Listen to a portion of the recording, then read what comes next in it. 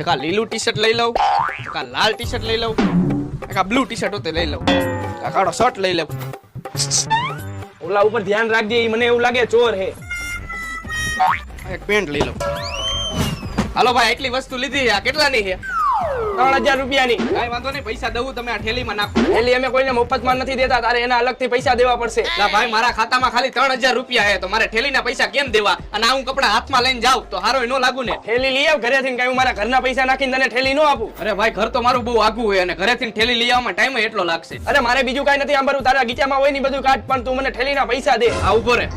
આ મારું ખાલી પાકીટ, આ મારી ગાડીની ચાવી, આ મારો રૂમાલ, અને આ મારી પાસે કોઈ પૈસા માંગે ને એના માટે. અરે ભાઈ, નથી જોતા થેલીના પૈસા. સમજી ગયો, પણ તું બહુ મોડો સમજો. થેલીના તો શું, પણ હવે આ કપડાના પૈસા નથી દેવા. ફટાફટ કર પેક.